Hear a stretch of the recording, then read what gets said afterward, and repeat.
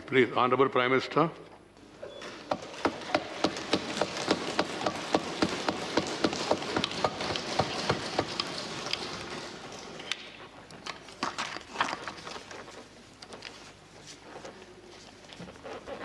आदरणीय सभापति जी,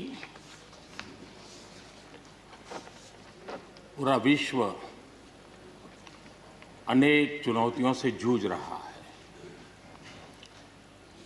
शायद ही किसी ने सोचा होगा कि मानव जात को ऐसे कठिन दौर से गुजरना पड़ेगा।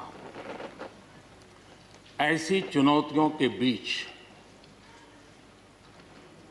इस दशक के प्रारंभ में ही हमारे आदरणीय राष्ट्रपति जी ने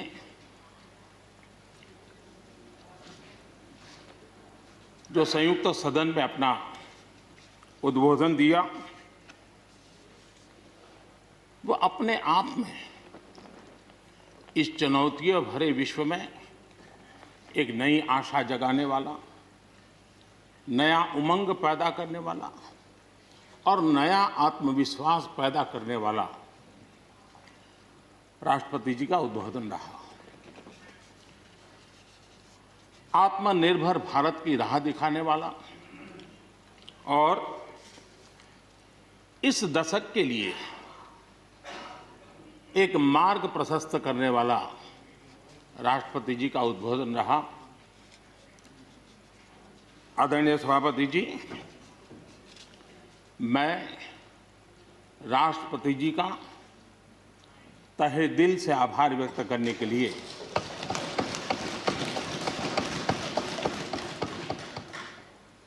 आज आप सबके बीच खड़ा हूं।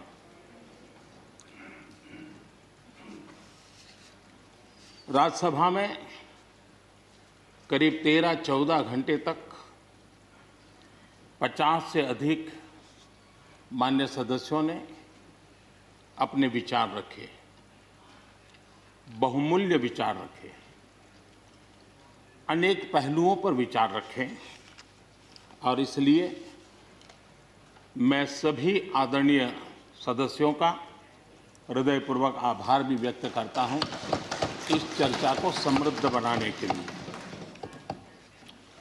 अच्छा होता कि राष्ट्रपति जी का भाषण सुनने के लिए भी सब होते तो लोकतंत्र की गरिमा और बढ़ जाती और हम सबको कभी गिला शिकवा न रहता कि हमने राष्ट्रपति जी का भाषण सुना नहीं था। लेकिन राष्ट्रपति जी के भाषण की ताकत इतनी थी कि न सुनने के बावजूद भी बहुत कुछ बोल पाए। ये अपने आप में उस भाषण की ताकत थी, उन विचारों की ताकत थी, उन आदर्शों की ताकत थी कि जिसके कारण न सुनने के बाद भी बात पहुंच गई। और इसलिए मैं समझता हूं इस भाषण का मूल्य अनेक गुना है। आदरणीय सभापति जी, जैसे मैंने कहा, अनेक चुनौतियों के बीच राष्ट्रपति जी का इस दशक का प्रथम भाषण हुआ। लेकिन ये भी सही है कि जरा पूरे विश्व पटल की तरफ देखते हैं, भारत के युवा मन को देखते हैं, तो ऐसा लगता है कि आज भारत सच्चे अर्थ में एक अवसरों की भूमि है। अनेक अवसर हमारा इंतजार कर रहे हैं और इसलिए जो देश युवा हो, जो देश उत्साह से भरा हुआ हो, जो देश अनेक सपनों को लेकर के संकल्प के साथ सिद्धि को प्राप्त करने के लिए प्रयासरत हो, वो देश इन अवसरों को कभी जाने नहीं दे सकता। हम सब के लिए ये भी एक अवसर है कि हम आजादी के 75 वर्ष में प्रवेश कर रहे हैं। ये अपने आप में एक प्रेरक अवसर है। हम जहां भी हो, जिस रूप में हो, मां भारती के संतान के रूप में इस आजादी के 75वें पर्व को हमने प्रेरणा का पर्व बनाना चाहिए। देश को आने वाले वर्षों के लिए तैयार करने के लिए कुछ न कुछ कर गुजरने का होना चाहिए। और 2047 में देश जब आज़ादी की शताब्दी मनाए तब हम देश को कहाँ तक ले जाएंगे, इन सपनों को बार बार हमने लेते रहना चाहिए। आज पूरे विश्व की नज़र भारत पर है, भारत से अपेक्षाएं भी हैं और लोगों में एक विश्वास भी है कि अगर भारत ये कर लेगा दुनिया की बहुतेक समस्याओं का समाधान वहीं से हो जाएगा। ये विश्वास आज दुनिया में भारत के लिए पड़ा है। आदरणीय सभापति जी, जब मैं अवसरों की चर्चा कर रहा हूं तब महाकवि मैथिली शरण गुप्त जी की कविता को मैं उद्घोषित करना चाहूंगा। गुप्त जी ने कहा था, अवसर तेरे लिए खड़ा है, अवसर तेरे लिए खड़ा है, फिर भी तू चुपचाप पड़ा है। अवसर तेरे लिए खड़ा है, फिर भी तू चुपचाप पड़ा है। तेरा कर्म क्षेत्र बड़ा है, तेरा कर्म क्षेत्र बड़ा है, पल पल है अनमोल, पल पल है अनमोल। अरे भारत उठ, अरे भारत उठ, आंखें खोल। ये मैथिली शरण गुप्त जी ने कहा था। लेकिन मैं सोच रहा था, इस कालखंड में 21वीं सदी के आरंभ में अगर उनको लिखना होता तो क्या लिखते। मैं कल्पना करता था कि वो लिखते, अवसर तेरे लिए खड़ा है, अवसर तेरे लिए खड़ा है, तू आत्मविश्वास से भरा पड़ा है, तू आत्मविश्वास से भरा पड़ा है। हर बाधा, हर बाधा, हर बंदिश को तोड़, हर बाधा, हर बंदिश को तोड़। अरे भारत, अरे भारत, आत्मनिर्भरता के पथ पर दौड़, आत्मनिर्भरता के पथ पर दौड़।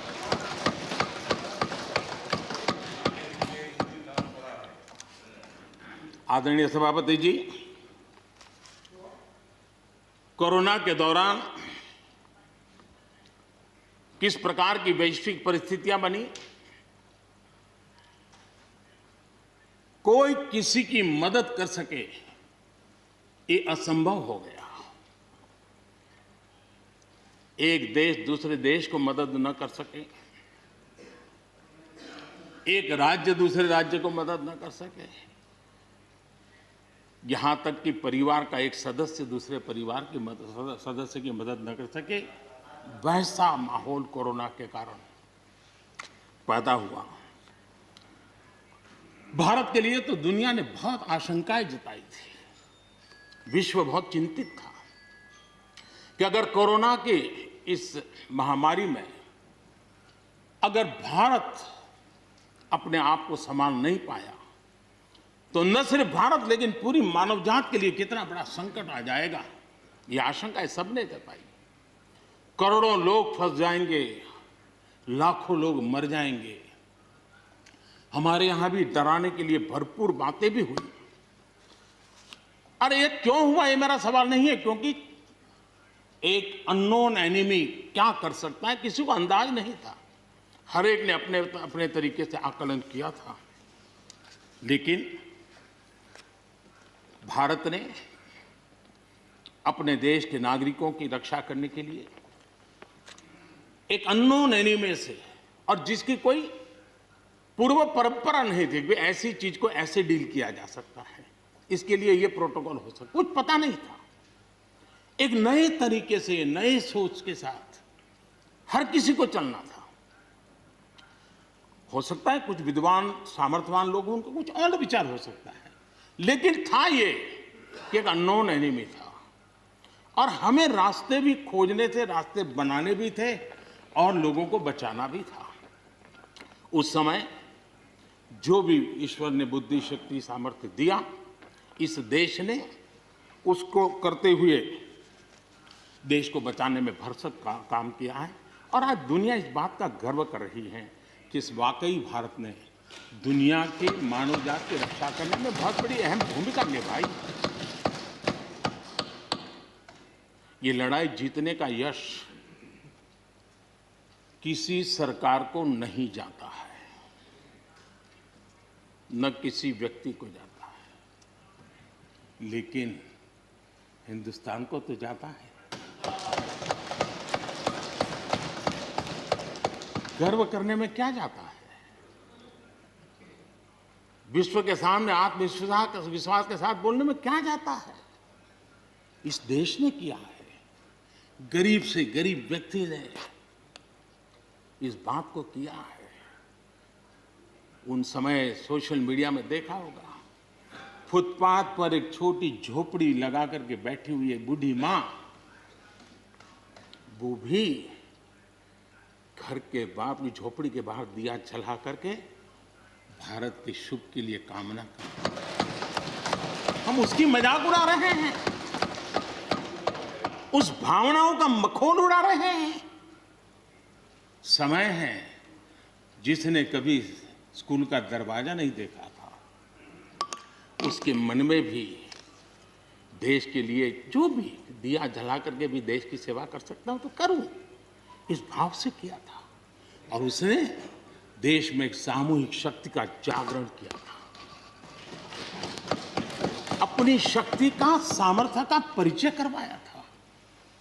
लेकिन उसकी भी मजाक उड़ाने में मजा आ रहा है। विरोध करने के लिए कितने मुद्दे हैं जी, और करना भी चाहिए, लेकिन ऐसी बातों में न उलझे जो देश के मनोबल को तोड़ते हैं, जो देश के सामर्थ्य को नीचा आंकते हैं। इससे कभी लाभ नहीं होता है। हमारे कोरोना वॉरियर्स, हमारे फ्रंटलाइन वर्कर्स, आप कल्पना कर सकते हैं जी, जब चारों तरफ भाई कहीं किसी से कोरोना आ जाएगा तो ऐसे समय ड्यूटी करना, अपनी जिम्मेवारियों को निभाना, ये छोटी चीजें नहीं है। इसका गर्व करना चाहिए, उनका आदर करना चाहिए। और इन सब के प्रयासों का परिणाम है कि देश ने आज ये करके दिखाया। हम जरा भूतकाल की तरफ देखें, ये आलोचना के लिए नहीं है, उन स्थितियों को हमने जिया है। कभी चेचक की बात होती थी, कितना भय फैल जाता था, पोलियो कितना डरावना लगता था, उसकी वैक्सीन पाने के लिए क्या क्या मेहनत करनी पड़ती थी, कितनी तकलीफें उठानी पड़ती थी। मिलेगा, कब मिलेगा, कितना मिलेगा, कैसे मिलेगा, कैसे लगाएंगे, एक दिन हमने बिताए हैं। ऐसी स्थिति में उन दिनों को अगर याद करें तो पता चलेगा कि आज जिनको थर्ड वर्ल्ड कंट्रीज में गिना जाता है, वो देश मानव जात के कल्याण के लिए वैक्सीन लेकर के आ जाए। इतने कम समय में मिशन मोड में हमारे वैज्ञानिक भी जुटे रहे। ये मानव जात के इतिहास में भारत के योगदान एक गौरवपूर्ण गाथा है। इसका हम गौरव करें और उसी में से एक नए आत्मविश्वास की प्रेरणा भी जगती है। हमने उस नए आत्मविश्वास की प्रेरणा को जगाने के ऐसे प्रयासों को आज देश गर्व कर सकता है कि दुनिया का सबसे बड़ा टीकाकरण अभियान इसी मेरे देश में चल रहा है। विश्व में तेज गति से टीकाकरण आज कहीं हो रहा है तो इसी हम सब की मां भारती के गोद में हो रहा है। और भारत का ये सामर्थ्य कहां नहीं पहुंचा है। आज कोरोना ने भारत को दुनिया के साथ रिश्तों में एक नई ताकत दी है। जब शुरुआत में कौन सी दवाई काम करेगी, वैक्सीन नहीं थी, तो सारा विश्व का ध्यान भारत की दवाइयों पर गया। विश्व में फार्मेसी के हब के रूप में भारत उभर करके आया। 150 देशों में दवाई पहुंचाने का काम उस संकट काल में भी इस देश ने किया है। मानव जात की रक्षा के लिए हम पीछे नहीं रहे। इतना ही नहीं, इन समय वैक्सीन के संबंध में भी विश्व बड़े गर्व के साथ कहता है कि हमारे पास भारत की वैक्सीन आ गई है, हमारे पास भारत की वैक्सीन आ गई है। हम सबको मालूम है कि दुनिया के बड़े बड़े अस्पताल में भी बड़े बड़े लोग भी जब ऑपरेशन कराने जाते हैं, कोई बड़े मेजर ऑपरेशन के लिए, और ऑपरेशन थिएटर में जाने के बाद प्रक्रिया शुरू होने के पहले उसकी आंखें ढूंढती हैं कि कोई हिंदुस्तानी डॉक्टर है कि नहीं है। और जैसे ही एकाध टीम के अंदर एकाध भी हिंदुस्तानी डॉक्टर दिखता है ना, उसका विश्वास हो जाता है अब ऑपरेशन। ये देश ने कमाया है, इसका हमें गर्व होना चाहिए। और इसलिए इसी गर्व को लेकर के हम आगे बढ़ रहे हैं। इस कोरोना में जैसे वैश्विक संबंधों में भारत ने अपनी एक विशिष्ट पहचान बनाई है, अपना स्थान बनाया है, वैसे ही भारत ने हमारे फेडरल स्ट्रक्चर को इस कोरोना के कालखंड में हमारी अंतर्भूत ताकत क्या है, संकट के समय हम कैसे मिलकर के काम कर सकते हैं, एक ही दिशा में सब शक्तियां लगा करके हम कैसे प्रयास कर सकते हैं, ये केंद्र और राज्य ने मिलकर के करके दिखाया है। मैं राज्यों को भी, क्योंकि इस सदन में राज्यों की अपनी फ्लेवर होती है, और इसलिए इस सदन में तो मैं विशेष रूप से राज्यों का भी अभिनंदन करता हूं, और कोऑपरेटिव फेडरलिज्म को ताकत देने का काम, इस कोरोना के संकट को अवसर में पलटने का काम हमारे सभी ने किया है। इसलिए सब कोई अभिनंदन के अधिकारी हैं। यहां पर लोकतंत्र को लेकर के काफी उपदेश दिए गए, बहुत कुछ कहा गया और लेकिन मैं नहीं मानता हूं कि जो बातें बताई गई हैं देश का कोई भी नागरिक इस पर भरोसा करेगा। भारत का लोकतंत्र ऐसा नहीं है कि जिसकी खाल हम इस प्रकार से उधेड़ सकते हैं। ऐसी गलती हम न करें। और मैं श्रीमान डेरेक जी की बात सुन रहा था, बढ़िया बढ़िया शब्दों का प्रयोग हो रहा था, फ्रीडम ऑफ स्पीच,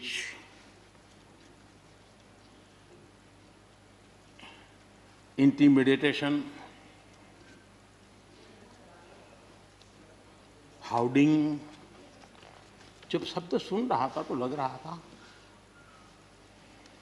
कि ये बंगाल की बात बता रहे हैं कि देश की बता रहे हैं।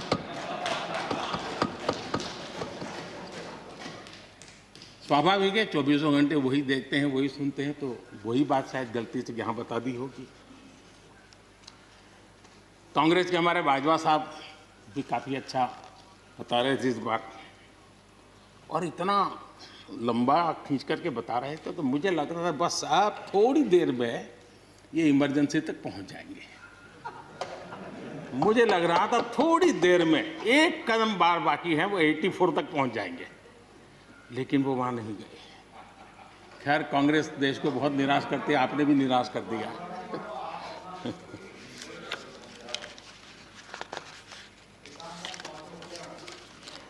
माननीय सभापति जी, मैं एक कोट इस सदन के सामने रखना चाहता हूं, और खास करके लोकतंत्र पर जो लोग शक उठाते हैं, भारत की मूलभूत शक्ति पर जो शक उठाते हैं, उनको तो मैं विशेष आग्रह से कहूंगा कि इसको समझने का प्रयास करें। हमारा लोकतंत्र किसी भी मायने में वेस्टर्न इंस्टीट्यूशन नहीं है, ये एक ह्यूमन इंस्टीट्यूशन है।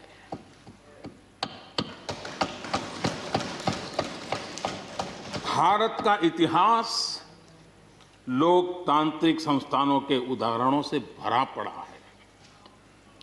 प्राचीन भारत में 81 गणतंत्रों का वर्णन हमें मिलता है। आज देशवासियों को भारत के राष्ट्रवाद पर चौतरफा हो रहे हमले से आगाह करना जरूरी है। भारत का राष्ट्रवाद ना तो संकीर्ण है, न स्वार्थी है और ना ही आक्रामक है। ये सत्यम शिवम सुंदरम के मूल्यों से प्रेरित है। अनकोट। आदरणीय सभापति जी, ये कोटेशन आजाद हिंद फौज की प्रथम सरकार के प्रथम प्रधानमंत्री नेताजी सुभाष चंद्र बोस।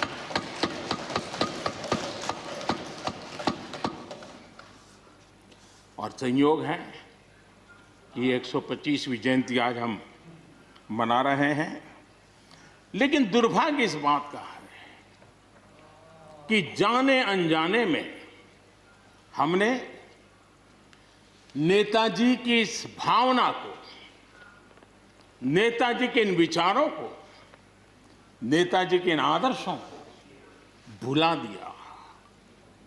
और उसका परिणाम है कि आज हमको कोसने लग गए। मैं तो कभी कभी हैरान हो जाता हूं। दुनिया जो हमें कोई शब्द पकड़ा देती है, हम भी उसको पकड़ करके चल पड़ते हैं।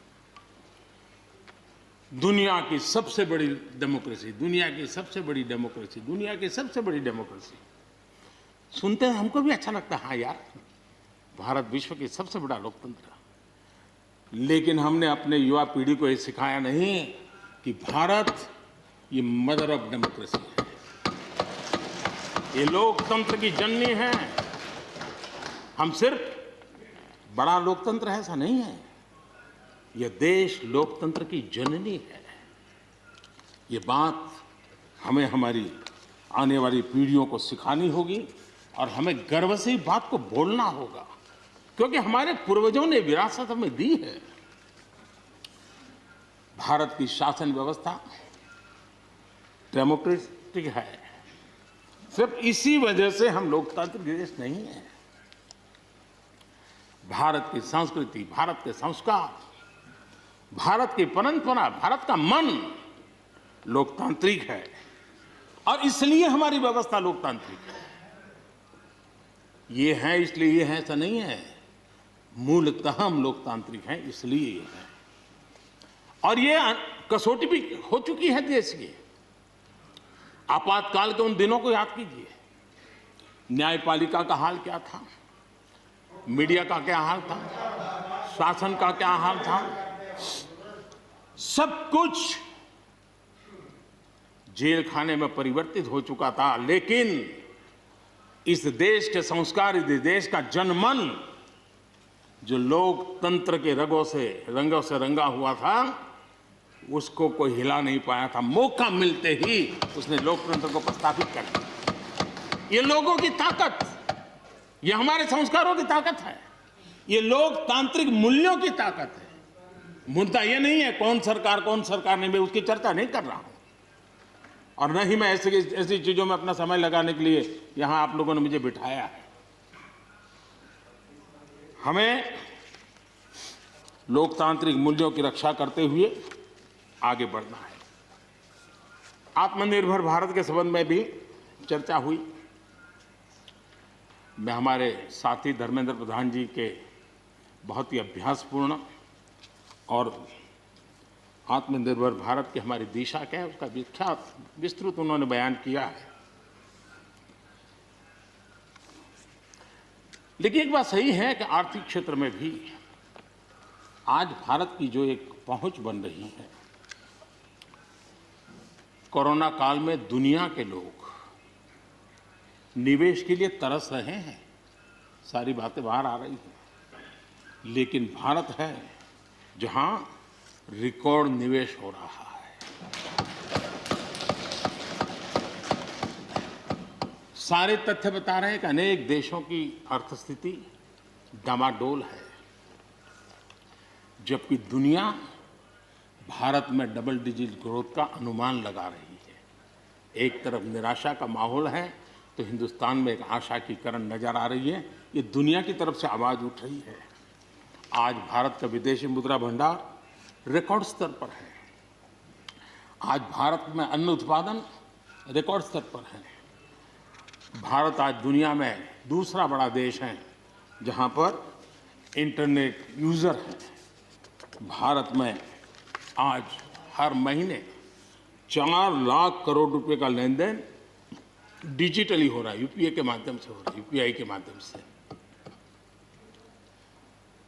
याद कीजिए, यहाँ के इसी सदन के भाषण में सुन रहा था 2 साल 3 साल पहले, लोगों के पास मोबाइल कहाँ है, टिकना कहाँ है, लोग डिजिटल कैसे करेंगे।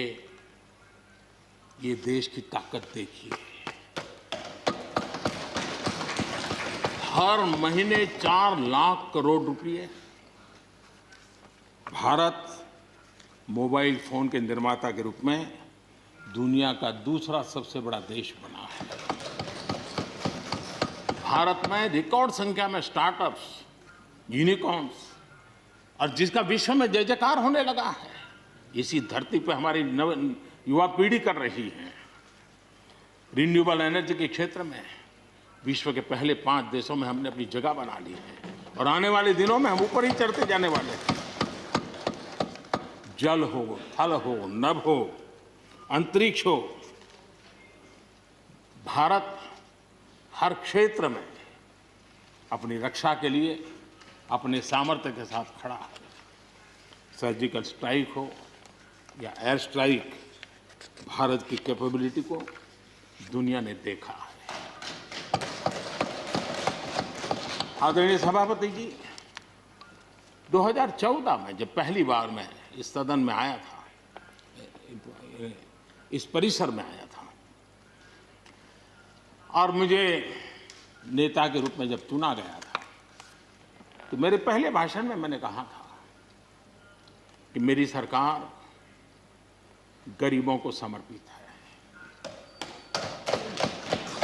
मैं आज दोबारा आने के बाद भी यही बात को दोहरा रहा हूं, और हम न हमारी डायरेक्शन बदली है, न हमने डाइल्यूट किया है, न डाइवर्ट किया है। उसी मिजाज के साथ हम काम कर रहे हैं, क्योंकि इस देश में आगे बढ़ने के लिए हमें गरीबी से मुक्त होना ही होगा। हमें प्रयासों को जोड़ते ही जाना होगा। पहले के प्रयास हुए होंगे तो उसमें और जोड़ना ही पड़ेगा। हम रुक नहीं सकते, जितना कर लिया बहुत है, नहीं रुक सकते, हमें और करना ही होगा। आज मुझे खुशी है कि जो मूलभूत आवश्यकता है ईज ऑफ लिविंग के लिए, और जिसमें से आत्मविश्वास पैदा होता है, और एक बार गरीब के मन में आत्मविश्वास भर गया, गरीब खुद गरीबी को चुनौती देने की ताकत के साथ खड़ा हो जाएगा। गरीब किसी का मदद के मोहताज नहीं रहेगा।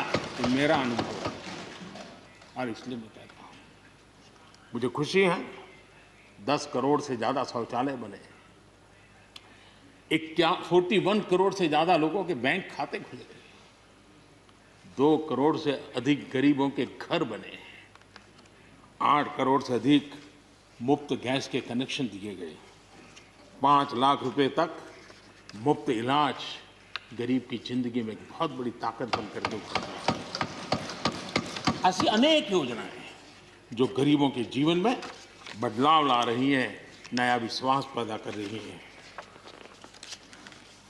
आदरणीय सभापति जी, चुनौतियां हैं। अगर चुनौतियां न होती, ऐसा कहीं कुछ नजर नहीं आएगा। दुनिया का समृद्ध में समृद्ध देश, उसको भी चुनौतियां होती हैं। उसकी चुनौतियां अलग प्रकार की होगी, हमारी चुनौती अलग प्रकार की है। लेकिन तय हमें यह करना है कि हम समस्या का हिस्सा बनना चाहते हैं कि हम समाधान का हिस्सा बनना चाहते हैं। बस ये पतली सी रेखा है। अगर हम समस्या का हिस्सा बने तो राजनीति तो चल जाएगी, लेकिन अगर हम समाधान का माध्यम बनते हैं तो राष्ट्रनीति को 4 चांद लग जाते हैं। और इसलिए हमारा दायित्व है, हमें वर्तमान पीढ़ी के लिए भी सोचना है, हमें भावी पीढ़ी के लिए भी सोचना है। समस्या है, लेकिन मुझे विश्वास है हम साथ मिलकर काम करेंगे, आत्मविश्वास से काम करेंगे तो हम स्थितियों को भी बदलेंगे और हम इच्छित परिणाम भी प्राप्त कर सकेंगे। ये मेरा पक्का विश्वास है। आदरणीय सभापति जी, सदन में किसान आंदोलन की भरपूर चर्चा हुई है। ज्यादा से ज्यादा समय जो बातें बताई गई वो आंदोलन के संबंध में बताई गई। किस बात को लेकर के आंदोलन है उस पर सब मौन रहे। आंदोलन कैसा है, आंदोलन के साथ क्या हो रहा है, ये सारी बातें बहुत बताई गई, उसका भी महत्व है। लेकिन जो मूलभूत बात है, अच्छा होता कि उसकी विस्तार से चर्चा होती। वैसे हमारे माननीय कृषि मंत्री जी ने बहुत ही अच्छे ढंग से कुछ सवाल भी पूछे हैं। उन सवालों के जवाब तो नहीं मिलेंगे, मुझे खातरी है, लेकिन उन्होंने बहुत ही अच्छे ढंग से इस विषय की इस सदन में चर्चा की है। मैं आदरणीय देवेगौड़ा जी का बहुत आभारी हूं कि उन्होंने इस पूरी चर्चा को एक गांधीर्य दिया और उन्होंने सरकार के जो अच्छे प्रयास है उसकी सराहना भी की, क्योंकि वो किसानों के लिए समर्पित रहे हैं जीवन भर, और उन्होंने इस सरकार के प्रयासों की सराहना भी की और उन्होंने अच्छे सुझाव भी दिए। मैं आदरणीय देवेगौड़ा जी का हृदय से आभार व्यक्त करता हूं। आदरणीय सभापति जी, खेती की मूलभूत समस्या क्या है, उसकी जड़ें कहां है, मैं आज पूर्व प्रधानमंत्री चौधरी चरण सिंह जी ने जो विस्तार से वो बताया था उसी का जिक्र करना चाहता हूं। बहुत लोग हैं जो चौधरी साहब की विरासत संभालने का गर्व करते हैं, वो जरूर इस बात को समझने का शायद प्रयास करेंगे। वो अक्सर 1970-71 जो एग्रीकल्चर सेंसस हुआ था उसका जिक्र उनकी भाषण में हमेशा आता था और उल्लेख करते थे। चौधरी चरण सिंह जी ने क्या कहा था, उनका कोट है, किसानों का सेंसस लिया गया तो 33% किसान ऐसे हैं जिनके पास जमीन 2 बीघे से कम है, 2 बीघे नहीं है, 2 बीघे तक है, 2 बीघे से कम। 18% जो किसान कहलाते हैं उनके पास 2 बीघे से 4 बीघे जमीन है, यानी आधा हेक्टर से 1 हेक्टर, ये 51% किसान है। ये चाहे कितनी मेहनत करे, अपनी छोटी सी जमीन पर इनकी गुजर ईमानदारी से उसमें हो नहीं सकती। ये चौधरी चरण सिंह जी का कोट है। छोटे किसानों की दयनीय स्थिति चौधरी चरण सिंह जी के लिए बहुत ही हमेशा पीड़ा देती थी और हमेशा उसकी चिंता करते थे। अब हम आगे देखें, ऐसे किसान जिनके पास 1 हेक्टर से भी कम जमीन होती है, 1971 में वे 51% थे, आज 68% हो चुके हैं। यानी देश में ऐसे किसानों की संख्या बढ़ रही है जिनके पास बहुत थोड़ी सी जमीन है। आज लघु और सीमांत किसानों की मिलाएं तो 86% ज्यादा किसान के पास 2 हेक्टर से भी कम जमीन है, और ऐसे किसानों की संख्या 12 करोड़ है।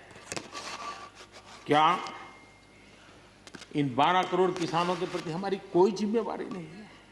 क्या देश की कोई जिम्मेवारी नहीं है? क्या हमने कभी हमारी योजनाओं के केंद्र में इन 12 करोड़ किसानों को रखना पड़ेगा कि नहीं रखना पड़ेगा? ये सवाल का जवाब चौधरी चरण सिंह जी हमारे लिए छोड़ करके गए हैं। हमें जवाब को ढूंढना होगा। हमें चौधरी चरण सिंह जी को सच्ची श्रद्धांजलि देने के लिए भी इस काम के लिए जिसको जो सूझे, जिसको मौका मिले, सबने करना होगा, तब जाकर के हम इन कर सकते हैं। अब पहले की सरकारों की सोच में छोटा किसान था क्या? अगर एक बार हम थोड़ा सोचेंगे तो ध्यान आएगा। मैं आलोचना के लिए नहीं कह रहा, लेकिन हमने सचमुच में, हम सब ने सोचने की आवश्यकता है। जब हम चुनाव आते ही एक कार्यक्रम करते हैं कर्ज माफी।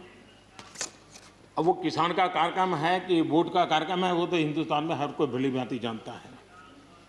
लेकिन जब कर्ज माफी करते हैं तब छोटा किसान उससे वंचित रहता है, उसके नसीब में कुछ नहीं आता है, क्योंकि कर्ज माफी जो बैंक से लोन लेता है उसके लिए होती है। छोटा किसान का बेचारा बैंक में खाता नहीं, वो कहाँ लोन लेने जाएगा। हमने छोटे किसान के लिए नहीं किया है, भले ही हमने राजनीति कर ली हो। 1-2 एकड़ जमीन वाले किसान जिसके पास बैंक का खाता भी नहीं है, न वो कर्ज लेता है, न कर्ज माफी का फायदा उसको मिलता है। उसी प्रकार से पहले की फसल बीमा योजना क्या थी? एक प्रकार से वो बीमा जो बैंक गारंटी के रूप में काम करता था, और वो भी छोटे किसान के लिए तो नसीब ही नहीं होता था। वो भी उन्हीं किसानों के लिए होता था जो बैंक से लोन लेता था और उसका इंश्योरेंस होता था, तो बैंक वालों को भी एक विश्वास हो जाता था, चल जाता था। आज 2 हेक्टेयर से कम कितने किसान हो गए जो बैंक से लोन? सिंचाई की सुविधा भी छोटे किसान के नसीब नहीं हुई। बड़े किसान तो बड़ा बड़ा पंप लगा देते थे, ट्यूबवेल कर देते थे, बिजली भी ले लेते थे और बिजली भी मुफ्त मिल जाती थी, उनका काम चल जाता था। छोटे किसान के लिए तो सिंचाई के भी लिए दिक्कत थी, वो तो कभी ट्यूबवेल लगा ही नहीं सकता था, कभी कभी तो उसको बड़े किसान से पानी खरीदना पड़ता था और जो दाम मांगे वो दाम देना पड़ता था। यूरिया, बड़े किसान को यूरिया प्राप्त करने का कोई प्रॉब्लम नहीं था, छोटा किसान को रात रात लाइन में खड़े रहना पड़ता था, उस पर डंडे चलते थे और कभी कभी तो बेचारा यूरिया के बिना घर वापस लौट जाता था। ये हम छोटे किसानों के हाल जानते हैं। 2014 के बाद हमने कुछ परिवर्तन किए। हमने फसल बीमा योजना का दायरा बढ़ा दिया ताकि किसान, छोटा किसान भी उसका फायदा ले सके, और बहुत मामूली रकम से ये काम शुरू किया। और पिछले 4-5 साल में फसल बीमा योजना के तहत 90,000 करोड़ रुपए, ये छोटी रकम नहीं है, 90,000 करोड़ रुपए उसके क्लेम किसानों को मिले। कर्ज माफी से भी आंकड़ा बड़ा हो जाता है। छोटा किसानों को किसान क्रेडिट कार्ड, हमारे यहाँ किसान क्रेडिट कार्ड हुए, लेकिन बड़े किसानों तक गए और वो बैंक से बहुत ही, कुछ तो राज्यों में 0% से ब्याज से उनको मिल जाते थे पैसे, और उनके कोई न कोई दो धंधा व्यापार होता था, पैसे वहाँ भी लग जाते थे। छोटे किसान के नसीब में ये नहीं था। हमने तय किया हिंदुस्तान के हर किसान को किसान क्रेडिट कार्ड देंगे। इतना ही नहीं, हमने उसका तो दायरा फिशरमैन तक भी बढ़ा दिया ताकि वो भी इसका फायदा उठा सके।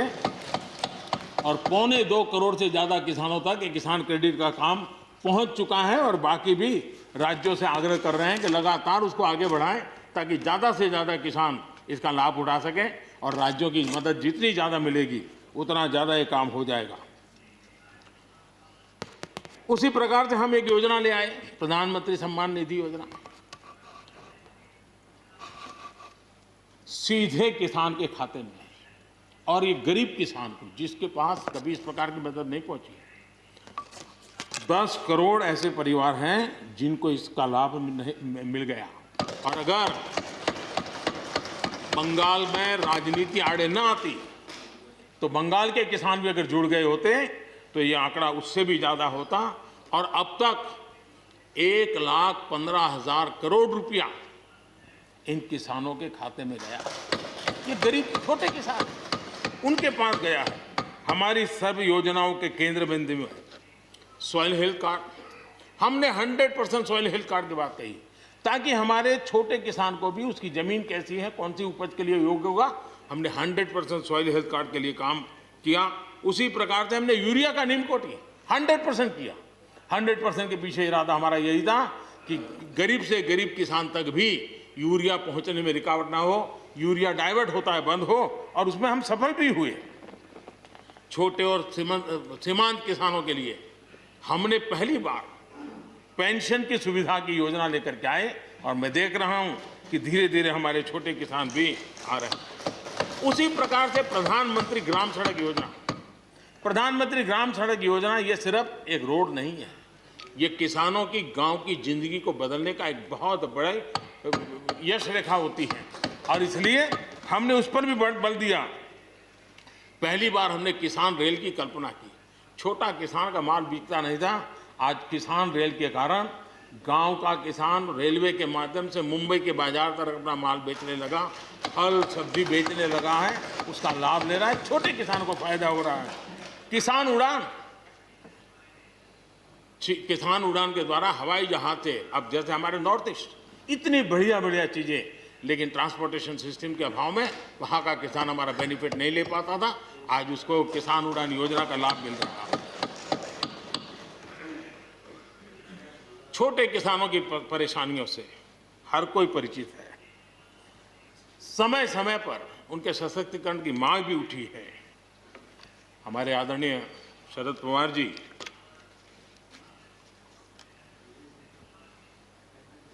और कांग्रेस के भी हर किसी ने, हर सरकार ने कृषि सुधारों की वकालत की है।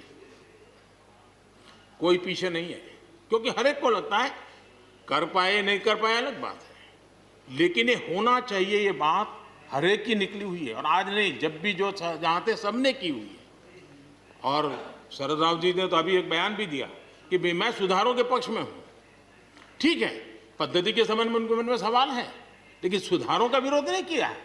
और इसलिए मैं समझता हूं कि हमें इस विषय में हमारे साथी श्रीमान सिंधिया जी ने बहुत ही अच्छे ढंग से कई पहलुओं पर इस कानून को लेकर के यहाँ पर ये सारी बातें पिछले 2 दशक से लगातार चल रही है, हर फोरम में चली है। ऐसा नहीं है कि कोई हमारे आने के बाद, हर ने कहा है और हर एक को लगा कि अब समय आ गया, हो जाए, अब समय आ गया।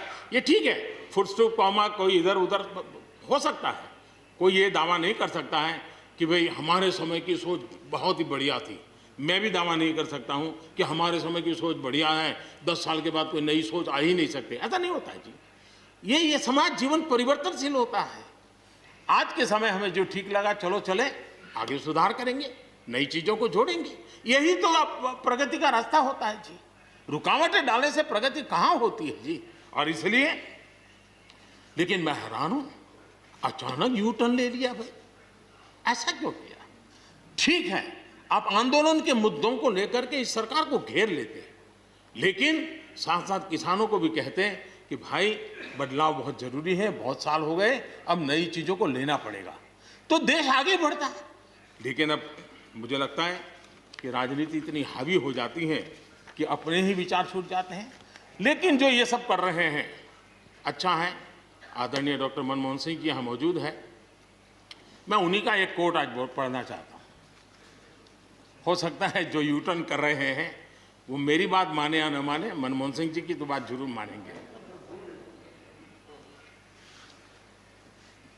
There are other rigidities because of the whole marketing regime set up in the 1930s, which prevent our farmers from selling their produce where they get the highest rate of return. It is our intention to remove all those handicaps which come in the way of India realizing its vast potential as one large common market. ये आदरणीय मनमोहन सिंह जी का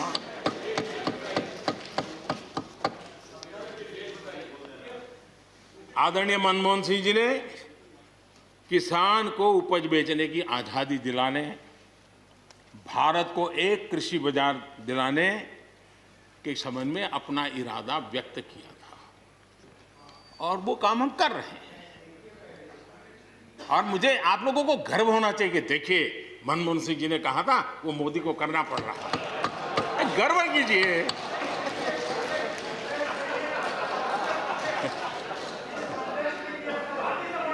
please please.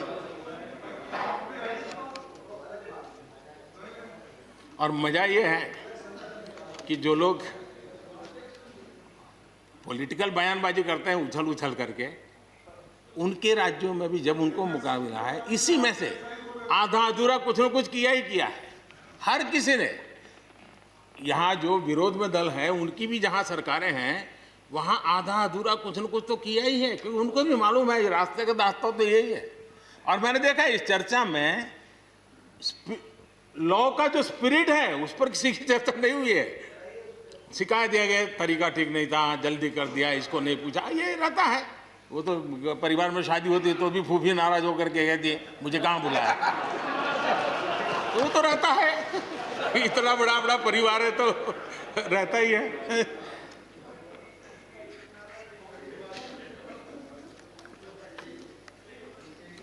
हम कुछ और बातों की ओर भी ध्यान दें। अब देखिए, दूध उत्पादन किसी बंधनों में बंधा हुआ नहीं है, न पशुपालक बंधनों में बंधा हुआ है, न दूध बंधनों में बंधा हुआ। लेकिन मजा देखिए, दूध के क्षेत्र में या तो प्राइवेट या कोऑपरेटिव दोनों ने एक ऐसी बड़ी मजबूत चेन बनाई है, दोनों मिलकर के इस काम को कर रहे हैं और एक बेहतरीन सप्लाई चेन हमारे देश में बनी है। इसको हमने जो अच्छा है उसको, और ये मेरे काल में नहीं बना है, आप भी इसका गर्व कर सकते हैं, मेरे काल से पहले बना हुआ है, हमें गर्व करना चाहिए। फल सब्जी से जुड़े व्यवसाय में ज्यादातर बाजारों का सीधा संपर्क रहता है, बाजारों की दखल हट गई है, इसका लाभ मिल रहा है। क्या डेयरी वाले, फल सब्जी खरीदने वाले उद्यमी, पशुपालकों की किसान, क्या जमीन पर कब्जा हो जाता है उनका? पशुपालन पर, पशु पे कब्जा हो जाता है? नहीं होता, दूध बिकता है, पशु नहीं बिकता है जी। हमारे देश में डेयरी उद्योग का योगदान कृषि अर्थव्यवस्था के कुल मूल्य में 28% से भी ज्यादा है। यानी इतना बड़ा हम एग्रीकल्चर की चर्चाएं करते हैं, इस पहलू को हम भूल जाते हैं। 28% कंट्रीब्यूशन है और करीब करीब 8 लाख करोड़ रुपयों का कारोबार है। जितने रुपए का दूध होता है उसका मूल्य अनाज और दाल दोनों मिला ले तो उससे ज्यादा है। हम कभी इस तरफ देखते ही नहीं है। पशुपालकों को पूरी आजादी, अनाज और दाल पैदा करने वाले छोटे और सीमांत किसानों को जैसे पशुपालक को आजादी मिली है, इनको आजादी क्यों नहीं मिलनी चाहिए? और इन सवालों के जवाब हम ढूंढेंगे तो हम सही रास्ते पर चलेंगे। आदरणीय सभापति जी, ये बात सही है, जैसा हम लोगों की स्वभाव रहा है, घर में भी थोड़ा सा भी परिवर्तन करना हो तो घर में भी एक तनाव शुरू है। चेयर यहाँ क्यों रखी, टेबल यहाँ क्यों रखा, घर में भी होता है। इतना बड़ा देश है और जिस प्रकार की परंपराओं से हम पले बढ़े हैं, तो ये मैं स्वाभाविक मानता हूँ। जब भी कोई नई चीज़ आती है तो थोड़ा बहुत रहता ही है हमारे यहाँ, क्योंकि असमंजस की स्थिति भी रहती है। लेकिन जरा वो दिन याद कीजिए जब हरित क्रांति की बातें होती थी। हरित क्रांति के समय जो कृषि सुधार हुए, तब भी जो आशंकाएं हुई, जो आंदोलन हुए, ये वेल डॉक्यूमेंटेड है और ये देखने जैसा है। कृषि सुधार के लिए सख्त फैसले लेने के उस दौर में शास्त्री जी का हाल ये था कि अपने साथियों में से कोई कृषि मंत्री बनने को तैयार नहीं होता था, क्योंकि लगता था कि ऐसा है हाथ जल जाएंगे और किसान नाराज हो जाएंगे तो मेरी तो राजनीति समाप्त हो जाएगी। ये शास्त्री जी के समय की घटनाएं हैं। और अंत में शास्त्री जी को सी सुब्रमण्यम जी को कृषि मंत्री बनाना पड़ा था। और उन्होंने रिफॉर्म्स की बातें की। योजना आयोग ने भी उसका विरोध किया था। मजा देखिए, योजना आयोग ने भी विरोध किया था। वित्त मंत्रालय सहित पूरी कैबिनेट के अंदर भी विरोध का स्वर उठा था। लेकिन देश की भलाई के लिए शास्त्री जी आगे बढ़े और लेफ्ट पार्टी जो आज भाषा बोलते हैं ना, वही उस समय बोलते थे। वो यही कहते हैं, अमेरिका के इशारे पर शास्त्री जी ये कर रहे हैं, अमेरिका के इशारे पर कांग्रेस ये कर रही है। सारा जितना आज मेरे खाते में जमा है ना, वो पहले आपके यहाँ बैंक में अकाउंट में था। सब कुछ अमेरिका के एजेंट कह दिया जाता था हमारे नेता, कांग्रेस के नेताओं को। ये सब कुछ लेफ्ट वाले जो आज भाषा बोलते हैं, वो उस समय भी उन्होंने यही भाषा बोली थी। कृषि सुधारों को छोटे किसानों को बर्बाद करने वाला बताया गया था। देश भर में हजारों प्रदर्शन आयोजित हुए थे, बड़ा मूवमेंट चला था। इसी माहौल में भी लाल बहादुर शास्त्री जी और उसके बाद की सरकार जो करती रही, उसी का परिणाम है कि जो हम कभी PL 480 मंगवा करके खाते थे, आज देश अपने किसान ने अपनी मिट्टी से पैदा की चीजों को खाता है।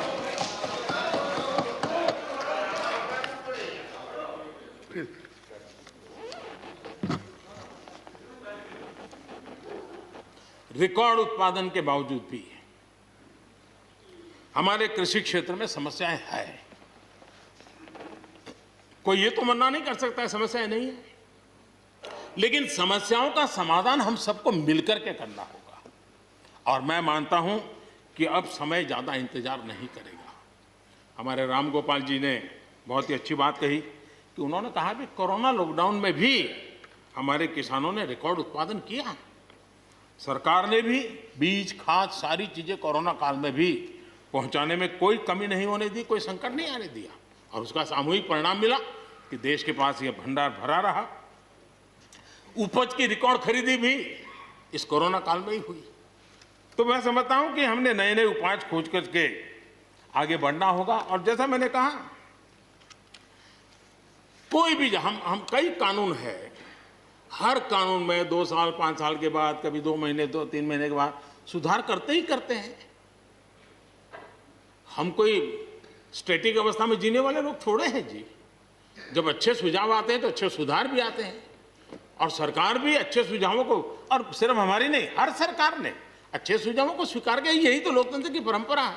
और इसलिए अच्छा करने के लिए अच्छे सुझावों के साथ, अच्छे सुधारों की तैयारी के साथ हम सबको आगे बढ़ना चाहिए। मैं आप सबको निमंत्रण देता हूं, आइए हम देश को आगे ले जाने के लिए, कृषि क्षेत्र की समस्याओं का समाधान करने के लिए आंदोलनकारियों को समझाते हुए हमने देश को आगे ले जाना होगा। हो सकता है कि शायद आज नहीं तो कल जो भी यहाँ होगा, किसी न किसी को ये काम करना ही पड़ेगा। आज मैंने किया है, गालियाँ मेरे खाते में जाने दो, लेकिन इस अच्छा करने में आप जुड़ जाओ। बुरा हो मेरे खाते में, अच्छा हो आपके खाते में, आओ मिलकर के चले।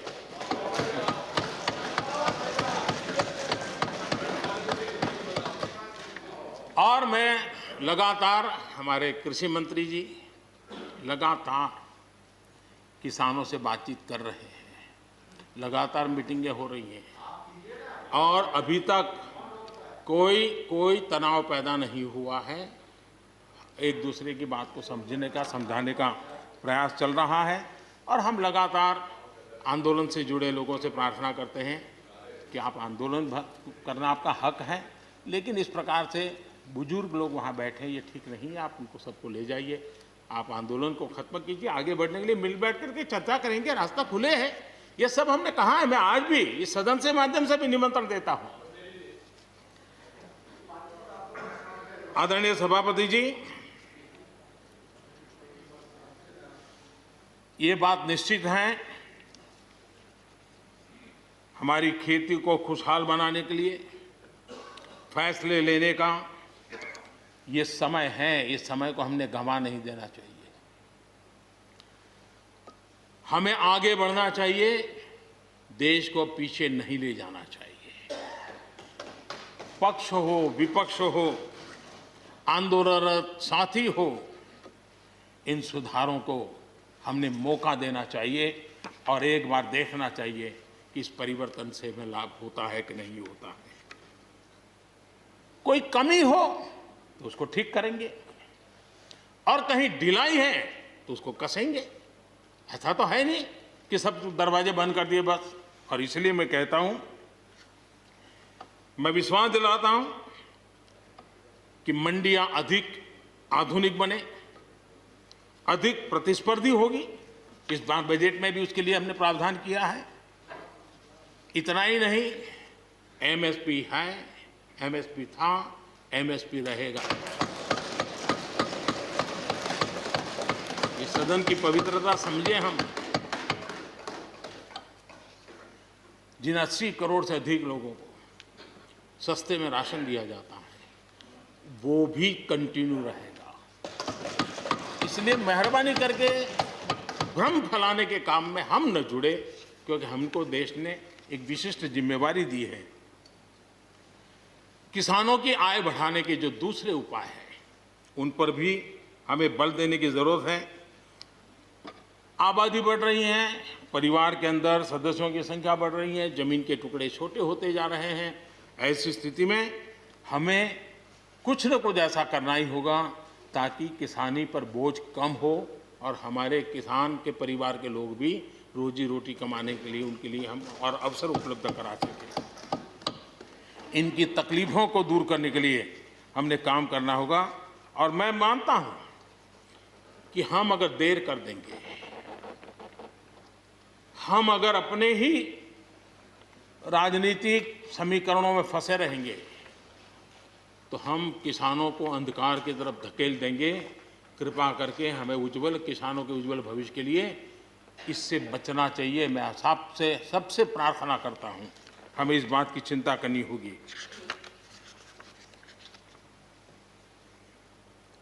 आदरणीय सभापति जी, डेयरी और पशुपालन हमारे कृषि क्षेत्र के साथ बढ़ावा देने की जरूरत है ताकि हमारा किसान पगभर हो। उसी प्रकार इसी काम के लिए हमने फुट एंड माउथ डिसीज के लिए एक बहुत बड़ा अभियान चलाया है ताकि वो किसान को या पशुपालक जो बाय एंड लार्ज किसानी से जुड़ा हुआ रहता है उसको भी लाभ होगा। हमने फिशरीज को भी एक अलग बल दिया, अलग मिनिस्ट्री बनाई और 20,000 करोड़ रुपए मत्स्य संपदा योजना के लिए लगाया है ताकि ये पूरे क्षेत्र को एक नया बल मिले। स्वीट रिवॉल्यूशन, भारत में बहुत संभावनाएं हैं और इसलिए भारत ने किसान, उसके लिए बहुत जमीन की जरूरत नहीं है, अपने ही खेत के कोने में वो कर दें तो भी साल में 40,000, 50,000, लाख रुपया, 2 लाख रुपया कमा लेगा वो। और इसलिए हम स्वीट रिवॉल्यूशन, शहद के लिए, हनी के लिए, उसी प्रकार से बी वैक्स, दुनिया में बी वैक्स की मांग है, भारत बी वैक्स एक्सपोर्ट कर सकता है। हमने उसके लिए एक माहौल बना और किसान के खेत में ही छोटे किसान होगा तो एक कोने में वो एक नई कमाई कर सकता है। हमने इसको जोड़ना होगा और मधुमक्खी पालन के लिए कोई सैकड़ों एकड़ जमीन की जरूरत नहीं है, वो आराम से अपने यहाँ कर सकता है। सोलर पंप, सोलर हम कहते हैं अन्नदाता ऊर्जादाता बने, उसके खेत में ही वो अपनी सोलार सिस्टम से ऊर्जा भी पैदा करे, सोलार पंप चलाए, अपनी पानी की आवश्यकता को पूरी करे, उसके खर्च को, बोझ को बंद करे और फसल एक लेता है तो 2 ले, 2 लेता है तो 3 ले। क्रॉप पैटर्न में बदल करना है तो वो बदल कर सके, उसकी दिशा में हम जा सकते हैं। और एक बात है, भारत की ताकत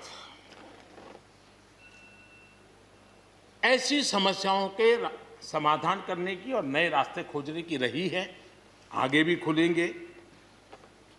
लेकिन कुछ लोग हैं जो भारत अस्थिर रहे, अशांत रहे, इसे लगातार कोशिशें कर रहे हैं। हमें इन लोगों को जानना होगा। हम ये न भूलें कि पंजाब के साथ क्या हुआ।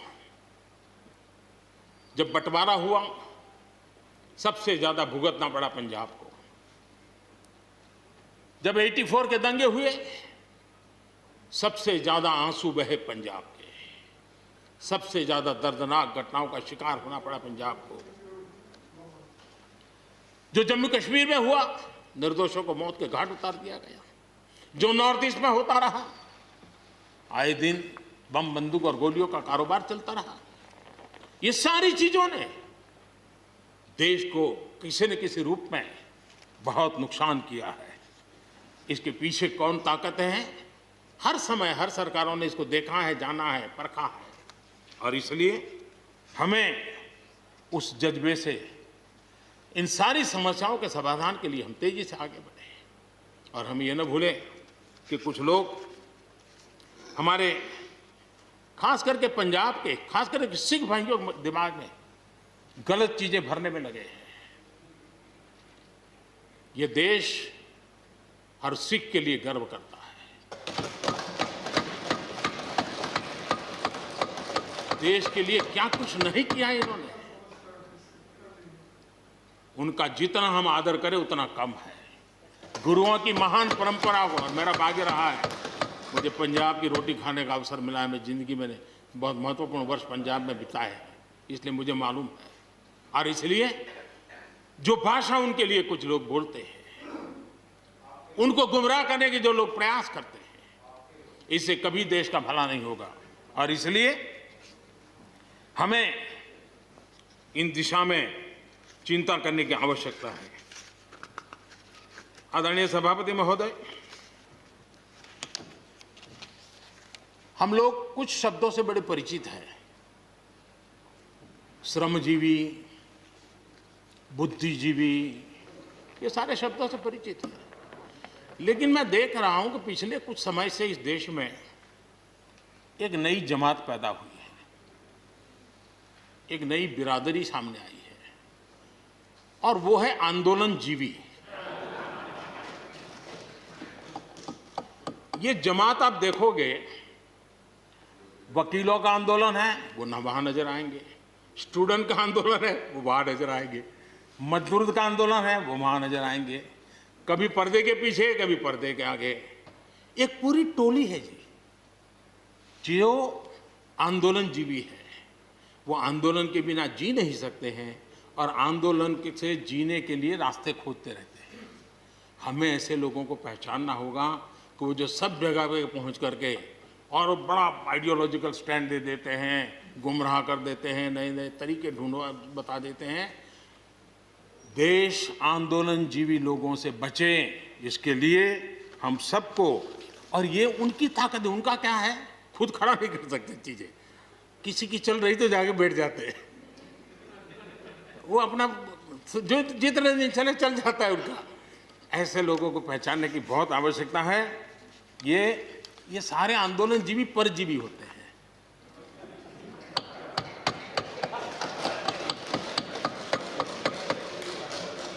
और यहां पर सब लोगों को मेरी बात से आनंद इसलिए होगा कि आप जहां जहां सरकारें चलाते होंगे, आपको भी ऐसे परजीवी आंदोलनजीवियों का अनुभव होता होगा। और इसलिए उसी प्रकार से एक नया मैं चीज देख रहा हूं, देश प्रगति कर रहा है, हम एफडीआई की बात कर रहे हैं, फॉरेन डायरेक्ट इन्वेस्टमेंट। लेकिन मैं देख रहा हूं इन दिनों एक नया एफडीआई मैदान में आया है। ये नए एफडीआई से देश को बचाना है। एफडीआई चाहिए, फॉरेन डायरेक्ट इन्वेस्टमेंट, लेकिन ये जो नया एफडीआई नजर का आ रहा है, ये नए एफडीआई से जरूर बचना होगा। और ये नया एफडीआई है foreign destructive ideology, foreign destructive ideology. और इसलिए इस एफडीआई से देश को बचाने के लिए हमने और जागरूक रहने की जरूरत है। आदरणीय सभापति जी, हमारे देश के विकास के लिए ग्रामीण अर्थव्यवस्था, इसका अपना एक मूल्य है। ग्रामीण अर्थव्यवस्था हमारे आत्मनिर्भर भारत का एक अहम स्तंभ है। आत्मनिर्भर भारत ये किसी सरकार का कार्यक्रम नहीं हो सकता है और होना भी नहीं चाहिए। ये 130 करोड़ देशवासियों के संकल्प होने चाहिए। हमें गर्व होना चाहिए और इसमें कोई दुविधा नहीं होनी चाहिए। और महात्मा गांधी जैसे महापुरुषों ने हमें यही रास्ता दिखाया था। अगर हम वहां से थोड़े हट गए हैं तो वापस उस पटरी पर आने की जरूरत है और आत्मनिर्भर भारत के रास्ते पर हमको बढ़ना ही होगा। गांव और शहर की खाई को अगर हमें पाटना है तो उसके लिए भी हमें आत्मनिर्भर भारत की ओर बढ़ना ही होगा। और मुझे विश्वास है कि हम उन बातों को लेकर के जब आगे बढ़ रहे हैं तो हमारे देश के सामान्य मानवी का विश्वास बढ़े। जैसे अभी प्रश्नोत्तर काल के अंदर जल जीवन मिशन की चर्चा हो रही थी, इतने कम समय में 3 करोड़ परिवारों तक घर में पीने का पानी पहुंचाने का नल कनेक्शन देने का काम हो चुका है। आत्मनिर्भरता तभी संभव जब अर्थव्यवस्था में सभी की भागीदारी हो। हमारी सोनल बहन ने अपने भाषण में बहनों बेटियों की भागीदारी पर फोकस करने की उन्होंने विस्तार से चर्चा की। कोरोना काल में चाहे राशन हो, आर्थिक मदद हो या मुफ्त गैस सिलेंडर, सरकार ने हर तरह से एक प्रकार से हमारी माताओं बहनों को असुविधा ना हो इसकी पूरी चिंता करने का प्रयास किया है। और उन्होंने एक शक्ति बनकर के इन चीज़ों को संभालने में मदद भी की है। जिस तरह इस मुश्किल परिस्थिति में हमारे देश की नारी शक्ति ने बड़े धैर्य के साथ परिवार को संभाला, परिस्थितियों को संभाला है। कोरोना के इस लड़ाई में हर परिवार की मातृशक्ति की बहुत बड़ी भूमिका रही है और उनका मैं जितना धन्यवाद करूं उतना कम। बहनों बेटियों का हौसला, और मैं समझता हूं कि आत्मनिर्भर भारत में अहम भूमिका हमारी माताएं बहनें निभाएगी, मुझे पूरे विश्वास है। आज युद्ध क्षेत्र में भी हमारी बेटियों की भागीदारी बढ़ रही है। नए जो लेबर कोड बनाए हैं उसमें भी बेटियों के लिए हर सेक्टर में काम करने के लिए समान वेतन का हक दिया गया है। मुद्रा योजना से 70% जो लोन ली गई हैं वो हमारी बहनों के द्वारा ली गई हैं, यानी एक प्रकार से ये एडिशन। करीब 7 करोड़ महिलाओं की सहभागिता से 60 लाख से ज़्यादा सेल्फ हेल्प ग्रुप आज आत्मनिर्भर भारत के प्रयासों को एक नई ताकत दे रहे हैं। भारत की युवा शक्ति पर हम जितना जोर लगाएंगे, हम जितने अवसर उनको देंगे, मैं समझता हूं कि वो हमारे देश के लिए, भविष्य के लिए, उज्जवल भविष्य के लिए एक मजबूत नींव बनेंगे। जो राष्ट्रीय एजुकेशन पॉलिसी आई है, उस राष्ट्रीय एजुकेशन पॉलिसी में भी हमारी युवा पीढ़ी के लिए नए अवसर देने का प्रयास हुआ है। और मुझे खुशी है कि एक लंबा अरसे समय गया एजुकेशन पॉलिसी पर चर्चा में, लेकिन उसकी स्वीकृति जिस प्रकार से देश में हुई है, एक नया विश्वास पैदा किया है। और मुझे विश्वास है कि ये नई एजुकेशन पॉलिसी, नई राष्ट्रीय शिक्षा नीति हमारे देश के लिए एक नए तरीके से पढ़ने का विचार दिखा आगे। हमारा एमएसएमई सेक्टर, रोजगार के सबसे ज़्यादा अवसर एमएसएमई सेक्टर को मिल रहे हैं। और जब कोरोना काल में जो स्टिमुलस की बात हुई उसमें भी एमएसएमई पर पूरा ध्यान दिया गया और उसी का परिणाम है कि आर्थिक रिकवरी में आज हमारे एमएसएमई बहुत बड़ी भूमिका निभा रहे हैं और हम इसको आगे बढ़ा रहे हैं। हम लोग प्रारंभ से सबका साथ, सबका विकास, सबका विश्वास का मंत्र लेकर के चल रहे हैं और उसी का परिणाम है कि नॉर्थ ईस्ट हो या नक्सल प्रभावित क्षेत्र, धीरे धीरे वहाँ हमारी समस्याएं कम होती जा रही हैं। और समस्याएं कम होने के कारण, सुख और शांति का अवसर पैदा होने के कारण विकास की मुख्य धारा में ये हमारे सभी साथियों को आने का अवसर मिल रहा है। और भारत के उज्जवल भविष्य में ईस्टर्न इंडिया बहुत बड़ी भूमिका निभाएगा, ये मैं साफ देख रहा हूँ और उसको हम पूरी मजबूती से काम रहे। मैं आदरणीय गुलाम नबी जी को सुन रहा था, वैसे भी बड़ी मृदुता, सौम्यता और कभी भी कटु शब्द का उपयोग न करना, ये गुलाम नबी जी की विशेषता रही है। और मैं मानता हूँ कि हम सभी जो सांसदगण हैं उन्होंने उनसे ये सीखने जैसी चीज़ है और इसलिए मैं उनका आदर भी करता हूँ। और उन्होंने जम्मू कश्मीर में जो चुनाव हुए उसकी तारीफ की। उन्होंने कहा कि बहुत लंबे समय से, और उन्होंने ये भी कहा कि मेरे दिल में जम्मू कश्मीर विशेष है और स्वाभाविक भी है। उनके दिल में ये होना, पूरे हिंदुस्तान के दिल में जम्मू कश्मीर उसी भाव से भरा पड़ा हुआ है। जम्मू कश्मीर आत्मनिर्भर बनेगा, उस दिशा में हमारा वहाँ पंचायत के चुनाव हुए, बीडीसी के चुनाव हुए, डीडीसी के चुनाव हुए और इन सब की सराहना गुलाम नबी जी ने की है। इस प्रशंसा के लिए मैं आपका बहुत आभारी हूँ। लेकिन मुझे डर लगता है, आपने प्रशंसा की,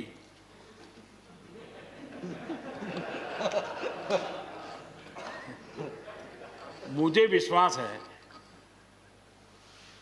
कि आपकी पार्टी वाले इसको उचित स्पिरिट में लेंगे। गलती से G23 की राय मान करके कुछ उल्टा न कर दे।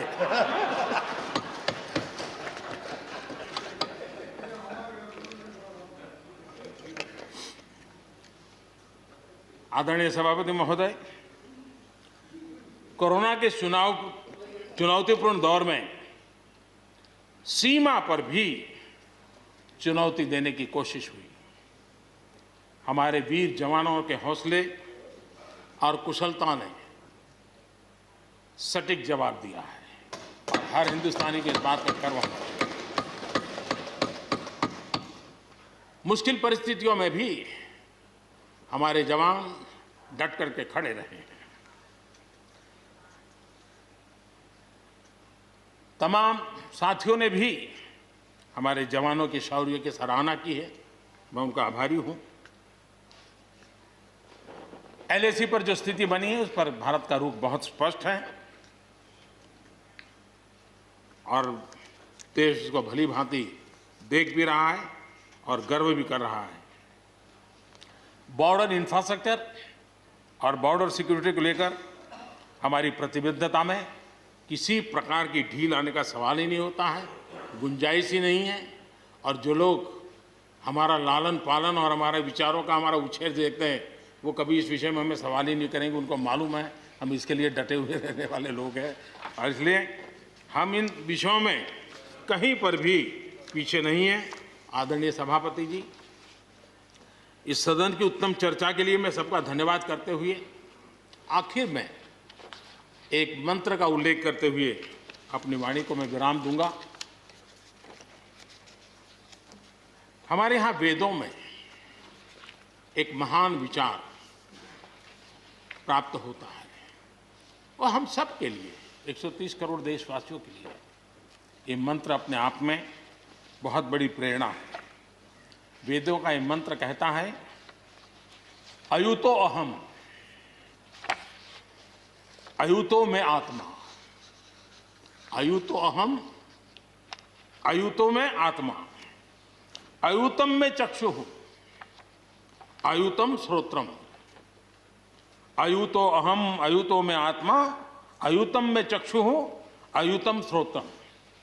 यानी मैं एक नहीं हूं, मैं अकेला नहीं हूं, मैं अपने साथ करोड़ों मानवों को देखता हूं, अनुभव करता हूं। इसलिए मेरी आत्मिक शक्ति करोड़ों की है, मेरे साथ करोड़ों की दृष्टि है, मेरे साथ करोड़ों की श्रवण शक्ति, कर्म शक्ति भी है। आदरणीय सभापति जी, वेदों की इसी भावना से, इसी चेतना से 130 करोड़ से अधिक देशवासियों वाला भारत सबको साथ लेकर के आगे बढ़ रहा है। आज 130 करोड़ देशवासियों के सपने आज हिंदुस्तान के सपने हैं। आज 130 करोड़ देशवासियों की आकांक्षाएं इस देश की आकांक्षाएं हैं। आज 130 करोड़ देशवासियों का भविष्य भारत के उज्जवल भविष्य की गारंटी है। और इसलिए आज जब देश नीतियां बना रहा है, प्रयास कर रहा है, तो वो केवल तत्कालीन हानि लाभ के लिए नहीं, लेकिन एक लंबे दूरगामी और 2047 में देश जब आजादी का शतक मनाएगा, तब देश को नई ऊंचाइयों पर ले जाने के सपनों को लेकर के नींव रखी जा रही है। और मुझे विश्वास है कि इस काम को हम पूरा करने में अवश्य सफल होंगे। मैं फिर एक बार आदरणीय राष्ट्रपति जी के उद्बोधन के लिए मैं उनका आदरपूर्वक धन्यवाद करते हुए, उनका अभिनंदन करते हुए, सदन में भी जिस तरह चर्चा हुई, और मैं सच बताता हूं, चर्चा का स्तर भी अच्छा था, वातावरण भी अच्छा था। ये ठीक है कि इससे कितने लाभ होते हैं।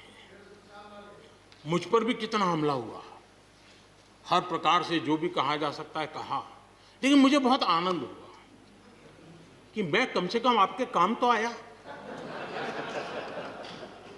देखिए, आपके मन में एक तो कोरोना के कारण ज्यादा जाना आना होता नहीं होगा, फंसे रहते होंगे और घर में भी खिचखिच चलती होगी। अब इतना गुस्सा यहां निकाल दिया तो आपका मन कितना हल्का हो गया। आप घर के अंदर कितनी खुशी चैन से समय बिताते होंगे। तो ये आनंद जो आपको मिला है, इसके लिए मैं काम आया, ये भी मैं अपना सौभाग्य मानता हूं और मैं चाहूंगा ये आनंद लगातार लेते रहिए, चर्चा करते रहिए, लगातार चर्चा करते रहिए, सदन को जीवंत बनाते रखिए। मोदी है, मौका लीजिए। बहुत बहुत धन्यवाद। धन्यवाद प्रधानमंत्री जी।